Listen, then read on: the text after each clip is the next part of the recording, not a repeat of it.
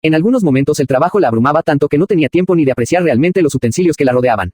Sabía la importancia que tenían para la economía familiar y comprendía de sobra que no podrían prescindir de estos. Fueron adquiridos por necesidad y a ella servían perfectamente en cuanto gritaban, «Aquí me tienes, ama y genia mía», o bien todo esto en versión masculina. Al ver la pleita con la que se servía para hacer normalmente el queso, pensó en que pronto tendría que hacer 3 o 4 para meter en aceite y que se conservasen el mayor tiempo posible. Con que le durasen al menos hasta la mitad del invierno, tendría bastante. Su familia era poco aficionada al queso, de serlo, 4 quesos serían pocos y se agotarían antes de que ni siquiera el otoño se hubiese acercado a su primer mes. Si hacía queso era por tener una pequeña reserva con la que satisfacer los gustos de los más aficionados a él. A su marido siempre le había gustado disfrutar del sabor que éste era capaz de adquirir tras meses en aceite. Para ello le bastaba con un trozo no demasiado grande. Del resto de la familia tan solo podía decir algo parecido de Paqui y Rafael. A los demás les tenía sin cuidado si hacía o no queso. Eso sí, siempre les había admirado cómo ella se entregaba a su creación y ponía en ello todo su empeño. En el caso de Antonio, sin ir más lejos, se podría asegurar que, de verla tan entregada a dicha tarea, incluso le llegaba a gustar el queso mucho antes de que se solidificase por entero. A veces se tiraba mirando el quehacer de esta desde que iniciaba la creación hasta que la acababa. Se sentía más que feliz intentando grabar en su mente cada uno de los actos que llevaba a cabo y el esfuerzo que le implicaba, en especial cuando tenía que apretar la pleita hasta lograr que apenas si quedase líquido en el interior del futuro queso. En realidad, se podría decir que observaba el trabajo de la mama como si se tratase de una instantánea en la que participaban las manos de Dios y obraban el milagro de crear un queso divino, o al menos así le parecía su sabor, si es que tenía la suerte de catarlo nada más abandonar la pleita. Lo que sin duda le encantaba a este era el requesón y el castro, ambos bien azucarados. Junto a esta había también varios botes de lata en los que guardaba los distintos ingredientes de los que se servía para preparar las comidas o aderezarlas: azúcar, especies amarillas, laurel, lentejas, garbanzos, habichuelas, etcétera, etcétera. A pocos pasos de este bazar estaba la cantarera. En cada una de sus 2 aberturas, una cántara con agua, una hasta los topes, la otra hasta la mitad. Según recordaba ella, tendría de sobra para preparar la comida y que pudiese beber toda la familia sin tener que acudir a la fuente. Las mantenía bastante limpias y sabía que el agua que contuviesen seguiría teniendo el agradable sabor de siempre. Junto al saco de harina se hallaba el de la cebada. Esta se le añadía habitualmente a la paja en el pilar en el que la yegua solía comer durante las primeras horas de la noche. También había ciertos instrumentos de labranza, que aquel día, al menos hasta ese momento, nadie había reparado en ellos: una escardilla, un mancaje largo, una guadaña y una hoz. Esta se solía utilizar para segar el maíz y el verde que le echaban a la yegua con el fin de que se mantuviese fuerte y su salud fuese envidiable. Cortaba todo lo que se pusiera a su alcance, por lo que, a fin de evitar que cayese en manos de los niños, pendía de uno de los clavos situados en la parte más elevada del hueco de la escalera. Esta última observación le hizo recordar que casi toda su familia se dedicaba en ese momento a coger habichuelas y a las tareas ganaderas. Se los imaginaba en el llano de Maruso, con el sudor envolviéndolos por entero y maldiciendo, a cada momento, el poco viento que hacía y, por supuesto, también al sol, por dar con tanta fuerza. O bien detrás del ganado que, para esas horas, se debería estar dirigiendo al monolito de los cachorros a acarrarse y huir, así, del calor que hacía donde el sol reinaba. Se las llevó incluso a imaginar con la cabeza gacha buscando refugio en ellas mismas como último recurso, al menos allí donde daba el sol con fuerza. Tras estos pensamientos, finalmente fijó la mirada en sus manos. Aún se le veía adheridas restos de la masa. Los arrancó con la uña y se sintió orgullosa de que, por fin, su limpieza fuese más absoluta todavía. Pasó la mirada por los dedos, la palma, el anverso y acabó acariciándose los nudillos. Sus manos tenían la misma proporción que su altura, por lo que se sentía más que satisfecha de ellas. Mientras las admiraba, comenzó a meditar sobre su vida. La verdad es que llevo trabajando desde que tengo uso de razón. Nunca he hecho otra cosa en la vida. No me quejo de mi suerte, pero mi vida se puede resumir en que apenas he descansado nunca más de media hora y que he logrado traer al mundo 6 hermosos hijos y adoptar incluso a Antonio, por si ya faltaba alguna boca. La primera se casó y, felizmente, me ha dado el primer nieto, y ya ando por esos campos de Dios. Espero que él y Antonio se conviertan en unos hombres de verdad y que sean muy felices en sus vidas. Por supuesto que lo mismo deseo de Rafael y Paco. Lo cierto es que me siento muy feliz a mis años y no cambiaría ni un ápice de mi vida. Eso sí, le daría un pequeño retoque al carácter de mi Mario. Si no fuese tan cabezota, la vida sería una delicia en nuestro matrimonio. Claro que quizás las delicias del matrimonio solo pueden existir cuando su salero proviene de los problemas que surgen desde el día de la boda hasta el de la muerte de cualquiera de los dos. Espero que esto último tarde en llegar, en el caso de Frasquito y en el mío, y que podamos disfrutar de nuestra merecida jubilación cuando superemos los 65 años. En cuanto la hija acabó de barrer el último rincón, ella abandonó su ensimismamiento para empezar a preparar lo necesario para la comida de mediodía. Alimentar a todos requería, al menos, llenar la olla hasta los topes y empezar cuanto antes con sus preparativos. Tenía tanta ansia por hacer algo, que el rato que pasó descansando también le vino a la cabeza reiteradamente la sensación de que estaba perdiendo el tiempo y que a cualquiera le podía parecer una vaga. Llevaba el trabajo en sus venas y cualquier otra cosa le causaba desazón. Se sentía como una esclava de este e incapaz de romper con sus barreras. Antonia tomó una cebolla, un pimiento y una cabeza de ajo del lugar en el que los mantenía a salvo de los ratones y cualquier otro tipo de animal que pudiese convertirlos en su alimento. Los puso sobre la mesa y, girando sobre sus pies con agilidad, se dirigió a por las papas. Asió el saco en el que estaban con sus manos, y lo arrastró junto a la mesa. De hecho, esta se convirtió en su sostén lateral. Seguidamente, pasó a llenar una pequeña jofaina con agua. La necesitaba para lavar el pimiento y las papas. Para ello se vio en la obligación de levantar la cántara con menos cantidad de agua del lugar en que reposaba. Le costó su esfuerzo, pero pese a todo, lo cierto es que pudo disfrutar del cantar del agua al caer en la jofaina. La llenó casi hasta la mitad y volvió a dejar la cántara en su correspondiente agujero. Puso la jofaina en uno de los pocos espacios que quedaba libre en la mesa e introdujo el pimiento y sus dedos en el agua. Su temperatura le pareció tan agradable como para soñar con darse un buen baño o mantener la mano en remojo durante el mayor tiempo posible. Con la misma mano le dio varios restregones a este para darle una buena limpieza. Cuando consideró que estaba bien lavado, lo sacó del agua. Sin ni siquiera llegar a soltarlo, asió con la otra mano el cuchillo y lo partió en 4 trozos perpendiculares en cuanto cortó la parte del rabo, teniendo, eso sí, sumo cuidado de no cortarse. Cuando esto sucedía, raro era que no se la oyese maldecirse a sí misma por tal torpeza. Si algo le molestaba en la vida, era precisamente eso. Odiaba cortarse y, especialmente, echar sangre. Manuela también acabó de barrer el llano de la entrada y, satisfecha de que todo pareciera tan limpio, regresó junto a la madre a ver si le podía echar una mano en la cocina. Recuérdame que el pan está en el horno, si se me olvida. Así habrá menos posibilidades de que se queme más de la cuenta. Claro que todavía no lleva ni un cuarto de hora en él, le pidió esta a su hija, no fuese a verse forzada a hacer una nueva hornada por culpa de algún posible despiste. Si me acuerdo, te lo recordaré. Ya he acabado de barrer. ¿Ahora qué quieres que haga? Le preguntó mientras miraba el trabajo de la madre, sus manos mojadas, los trozos de pimiento que surgían del cuchillo tras ser cortado por la parte afilada de este. Ponte a pelar papas. ¿Cuántas pelo? Con unas 6 o 7 habrá de sobra. Manuela se acercó al saco de papas. Se agachó ante él e introdujo la mano derecha en su interior a fin de extraer las que necesitaba. Tomó las más idóneas para pelar y las fue dejando sobre la mesa. Volvió a cerrar el saco totalmente y a dejarlo como antes. Se sentó finalmente junto a la mesa y empezó a pelarlas con uno de los cuchillos sobrantes. Le gustaba ver cómo su superficie parduzca se iba convirtiendo poco a poco en casi completamente blanca. Tenía la sensación de que este hecho estaba relacionado con el esquilo de las ovejas y ante tales circunstancias sentía prácticamente lo mismo desde que tenía uso de razón. Ver los cambios tan notables de sus respectivas superficies era para ella una demostración de que la vida era cambiante pero esencialmente la misma, que los rostros cambian pero no el contenido. Lo cierto es que tampoco sabría explicar las razones por las que relacionaba una cosa con la otra, pero la verdad era que lo pensaba y eso le resultaba lo suficientemente importante como para olvidarse de todo lo demás. Como siempre que pelaba papas, decidió jugar a conseguir la mayor longitud de piel sin romper. A veces había logrado la proeza de pelar una del tirón, es decir, su piel se prolongaba desde el primer corte de cuchillo hasta el último, cosa que no siempre conseguía y, mucho menos, resultaba fácil. Dependía de la concentración que tuviese ese día y de la propia estructura de cada papa. Las cáscaras las dejaba caer sobre la mesa para que se amontonaran casi en espiral una sobre otra hasta ocupar prácticamente la totalidad del claro de mesa destinado a ellas. Por fin acabó de pelar las que agregaría al potaje. Las metió en la jofaina y las lavó hasta conseguir que brillasen bajo la luz que entraba por la puerta, poca pero suficiente. A continuación, las cortó en trozos medianos y sin demasiado orden. Para el guiso no era necesario hacerlo de ninguna manera especial, bastaba y sobraba con dividirlas en trozos como los que ella partía.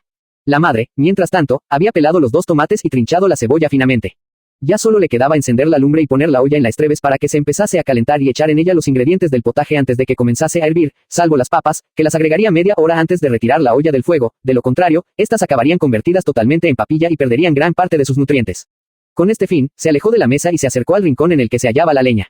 Toda ella estaba perfectamente seca. Primero cogió las ramas que consideró idóneas para que encender la lumbre no le resultase demasiado difícil y las transportó junto a la chimenea.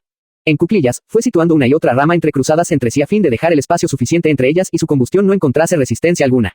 Sin necesidad de incorporarse, asió unas ramitas de abulaga completamente secas y las metió debajo de ramas más gruesas iguales de secas. Las pequeñas le servían normalmente de yesca y pocas veces fallaba como detonante de lo que en tan solo unos segundos se transformaría en hoguera de altas llamas iluminando la sala. Se puso de pie para coger las cerillas y volvió de nuevo a la misma postura. Su delgadez la salvaba de que le doliesen las piernas, a pesar de que ya llevaba en esa misma postura el tiempo suficiente como para que esto resultase más que probable. Pese a ello, los años también empezaban a hacerse notar lo suyo. Sí, ya no era ninguna veinteañera. Prendió fuego al misto y acercó la pequeña llama surgida en el altrozo de abulaga. Este enseguida echó a arder, a crepitar y a crecer la llama hasta alcanzar las ramas más gruesas y la leña, envolviéndolas, a su vez, y prendiendo en ellas lentamente. Viendo que la lumbre había alcanzado un punto en el que ya no necesitaría su ayuda para seguir ardiendo por sí sola, se incorporó y se dirigió en busca de troncos más consistentes y que, a la larga, serían los verdaderos garantes de que el potaje se haría sin demasiadas dificultades y que, para cuando llegasen las 2 de la tarde, todos se pudieran hartar de comer y recuperar fuerzas tras horas cogiendo habichuelas en lo de Maruso. Sí, a ello se dedicaban Paqui, Rafael y el Papa desde casi el amanecer. María también volvería aquel día con los marrano para la hora de almorzar. Tanteó varios de estos, eligió los 3 que le parecieron mejores para la lumbre. Sin tiempo que perder, atravesó la distancia entre la chimenea y la pila de leña teniendo sumo cuidado de que no se le cayese ninguno al suelo y, especialmente, encima de los pies. Los dejó caer cerca de donde ardía el fuego. Se puso de nuevo en cuclillas y acabó apoyando los 3 sobre la leña más fina. Los entrecruzó con idéntica finalidad que momentos antes. Las llamas no tardarían mucho en prender en ellos y en dar el calor que el potaje necesitaba para cocinarse. Asió las estrebés con las tenazas y las situó encima de los troncos de encina. Las golpeó varias veces con las tenazas hasta lograr darles la firmeza necesaria para soportar el peso de la olla. Igual hizo con los troncos, de los que brotaron un sinfín de pavesas en distintas direcciones, que se extinguieron tan rápidamente como habían surgido. A continuación, tomó la olla con ambas manos y la transportó hasta las estrebes con toda la cautela del mundo. No deseaba sufrir ningún percance con las manos tan ocupadas. Era consciente de que, de suceder esto, tendría que arriesgarse a que la comida no estuviese hecha para la hora prevista. Todo esto, obviamente, le gustaba más bien poco, por lo que procuraba mirar bien el sitio en el que ponía los pies y no levantar demasiado los ojos del suelo. La superficie tiznada de la olla mostraba a las claras el efecto del humo que a lo largo de tiempo se había yendo adhiriendo a su superficie exterior y que ya era de una negritud bastante notable, eso pese a los restregones que se les daba con jabón, arena y, en general, con todo lo que se la solía lavar de vez en cuando con tal de que recobrase su color original, cosa, por otra parte, más que imposible, improbable. Tras dejarla encima de las estrebes, respiró tranquila, había conseguido alcanzar su meta sin ningún percance.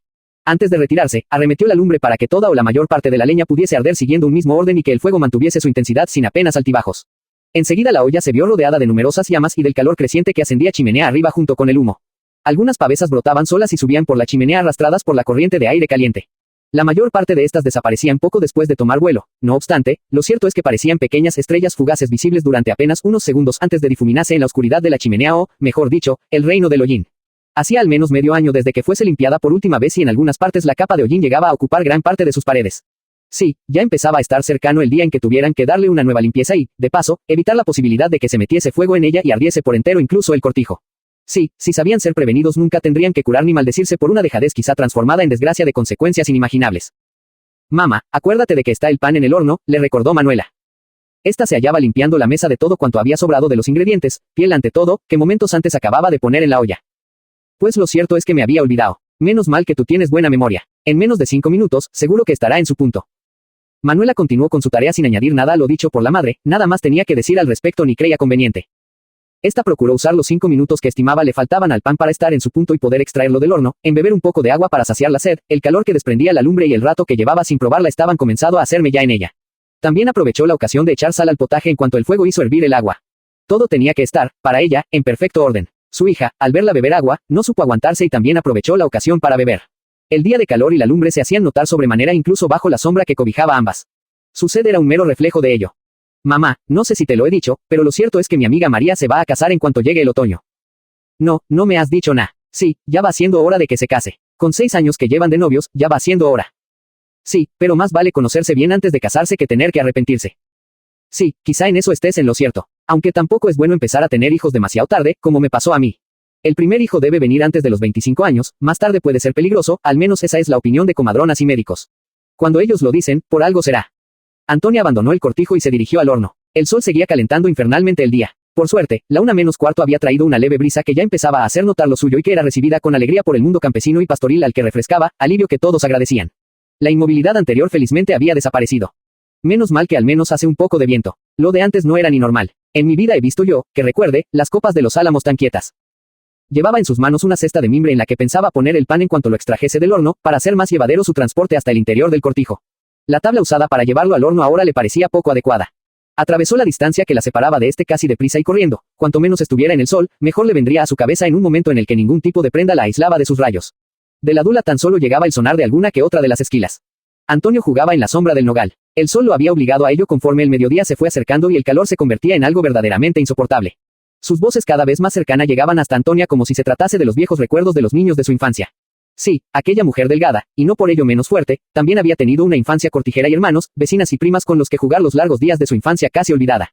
El presente no le dejaba casi tiempo para tal cosa. Pasó los ojos por la pila de abulagas. Desde allí podía ver incluso la parte más elevada del corral de las vacas y, poco más arriba, las colmenas en las que laboraban las abejas y fabricaban la rica miel que su familia solía disfrutar en el otoño, una vez que su marido las castrase protegido mediante un traje y una mascarilla hecha para tal efecto.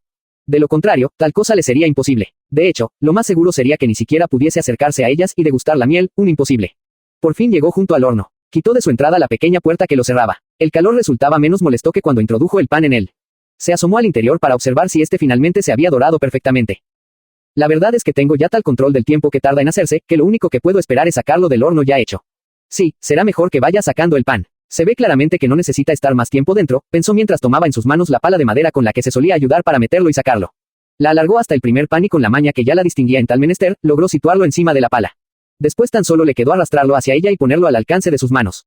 El pan estaba perfectamente cocido y dorado por doquier. Quemaba un poco y dejaba escapar el grato olor a pan recién salido del horno. Para no correr el peligro de quemarse las manos, lo introdujo rápidamente en la cesta. Volvió a repetir el mismo acto con el siguiente pan y así fue como finalmente consiguió olerlos juntos en la cesta y sentir el calor. Tenía la sensación de que el pan debería estar buenísimo. Para asegurarse de tal cosa, le dio un pellizco a uno y lo degustó durante unos segundos. Sí, está buenísimo. Se podría uno hartar de pan y no necesitar acompañarlo de nada más. Madre mía, qué pan más rico me ha salido. Claro que también es cierto que a mí es muy raro que me salga un pan de otra manera, pensó. Con esta sensación convertida en realidad, tras cerrar el horno, regresó al cortijo sin quitar la vista del suelo y con la cesta con los panes agarrada fuertemente con ambas manos. Poco después entró en el cortijo. ¿Qué? ¿Cómo ha salido el pan al final? Preguntó la hija nada más verla entrar. Yo lo he catado y puedo asegurarte que está como siempre, buenísimo, le dijo la madre mientras lo dejaba sobre la mesa. Manuela se acercó a la cesta y tanteó un pan. ¡Qué calentito está! Seguro que debe crujir en la boca, exclamó al sentir el calor que dejaba escapar, mirando hacia la madre de vez en cuando, para comunicarle mejor sus sentimientos al respecto. Pégale un pellizco al que ya está empezado y verás que es cierto. Manuela enseguida hizo caso a lo que le decía la madre. Removió los panes hasta que dio con él. Partió un trozo y se lo llevó a la boca. El pan crujía en ella tal y como siempre le gustaba. Sí, le volvía casi loca el comer el pan, o al menos un trozo de él, cuando acababa de salir del horno. Esta era una de esas veces, y jamás dejaría escapar la ocasión de vivir tan delicioso placer. Madre mía, qué rico está. Está rico, pero tampoco es pa' tanto. ¿Le has puesto sal al potaje? Sí, a abodeársela hace un momento, le respondió la hija, con la boca medio llena. Bueno, mejor será que ponga en la mesa pa' que se vayan enfriando. En cuanto se enfriaron del todo, Antonia buscó las bolsas de tela en la que solía guardar la totalidad de su hornada cortijera, que habitualmente no era mucha. No existía otra forma de garantizar que no se endureciesen y fuesen medianamente comestibles. Estas se hallaban colgadas de una puntilla situada en el rincón derecho de la sala. La asió y se encaminó con ella hacia la mesa. Poco a poco, la fue llenando de pan calentito. Transferidos la totalidad de los panes a las bolsas de tela en las que los guardaría para que la familia fuese dando cuenta de ellos con el transcurrir de los días, Antonia acabó dejando esta última y su contenido en el lugar de costumbre, todo ello con la satisfacción del deber cumplido, al menos por aquel día respecto al pan y su importancia en cuanto a alimento imprescindible. Bueno, mamá, ¿y ahora qué hago? Podrías aprovechar para fregar el suelo de arriba, le propuso esta, pensando que tal vez fuese lo mejor que podría hacer con su tiempo mientras se acababa de hacer la comida. El fuego apenas si era la mitad de lo que al principio, al menos en intensidad. No obstante, pese a ello, el potaje hervía en la olla suavemente, ya que recibía el calor necesario para garantizar que así fuese al menos durante un buen rato sin necesidad de añadir más leña al fuego. Sí, no sería mala idea. Iré por un cubo de agua.